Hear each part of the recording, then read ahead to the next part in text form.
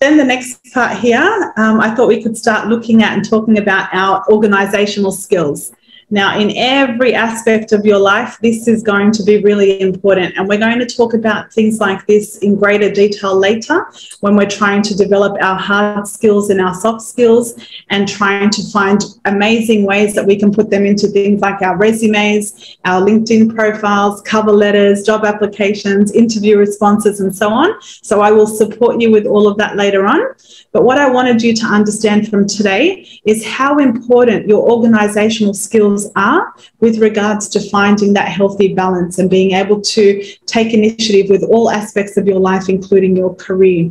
So first and foremost, we want to be able to strategically plan, not just plan, but strategically plan. What am I going to do first? When am I going to do it? How am I going to do it? Who am I going to do it with? Right? And then always holding yourself to account, keeping yourself in check, making sure that you're ticking off different things from that plan. We don't just put a plan and then forget about it and not revisit it, not look at it again. We need to keep it in check and we need to keep adding to it and refining it as we develop new goals and new plans for ourselves moving forward.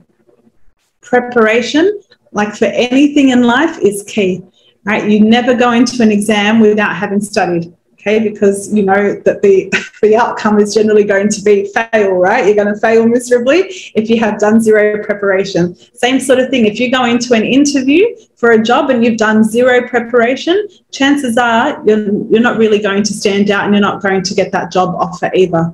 So it's the same sort of thing with regards to establishing that healthy balance. You need to prepare it. You need to take the time to schedule, and we're going to start doing some of that today so that we can prepare ourselves to find that healthy balance and to succeed and to do the right amount of different things, you know, to be happy in all aspects of our life. So that's where the scheduling comes in. Prioritization, you know, prioritizing is really, really important.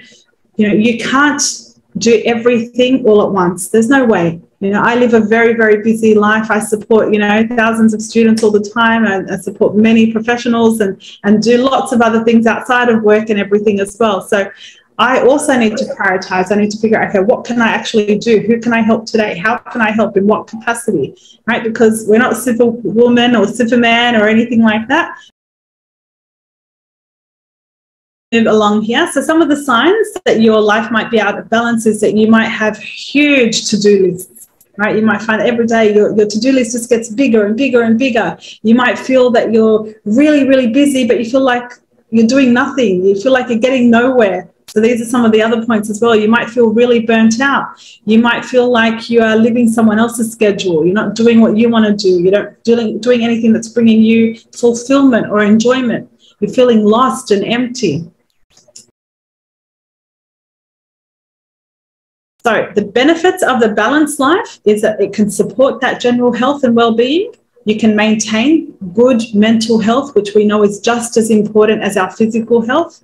You know, when that gets compromised, it can affect your physical health and your relationships and everything else that you do in your life. You will have greater energy. You'll have increased motivation, improved and strengthened relationships, a better mood. You'll be a nicer person to be around. You won't be snapping at everyone like a crocodile all the time. And you'll have that sense of purpose and fulfillment. So how do we find that healthy balance? This is what I want you to zoom in on post-session.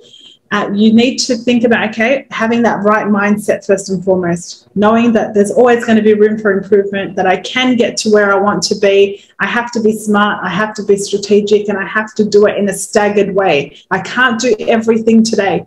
You know, it can't all be done this week. It's all got to happen in the right time. I've got to align everything back to my values. I've got to first know what those values are.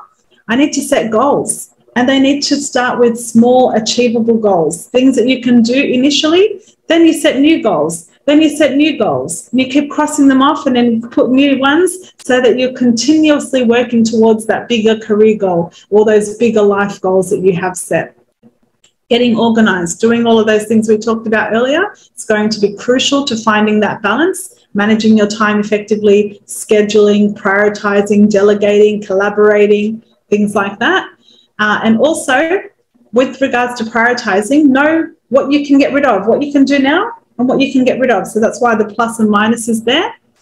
Setting boundaries, learning when to say no 5, no deal, whatever way you want to say it, it's okay to say no. You don't have to do everything that everybody wants whenever they want, right? Think about yourself and what you can manage. Consider your finances as well, because that's another thing that can compromise that healthy balance. Know what you have to be able to do to be able to live, to make ends meet, to do all of those different things, and then factor everything else in the picture.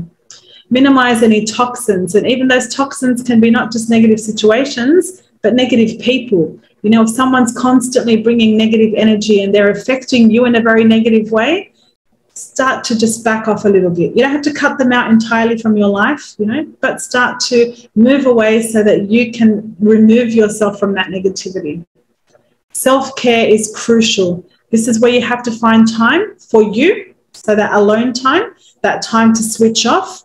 Make sure you have time where you're not watching Netflix, you're not on a computer, you're not on your phone or TikTok or anything else. You're just immersed in nature, or doing a hobby, or doing a sport, or writing, or doing something that you thoroughly love, going to the gym, whatever it might be. Self-care is crucial. You can't give or pour anything from an empty cup.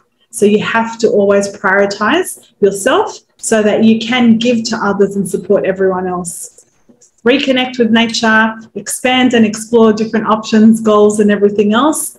Keep finding your purpose. Be present. When you're with your friends, be with your friends. Don't be on your phone at the dinner table, you know, immersed in some TikTok or something else. Same sort of thing with your family. Be present with your family. Talk to them, right? So there's a time for each and every situation and individual. And wherever possible, please try to enjoy your life.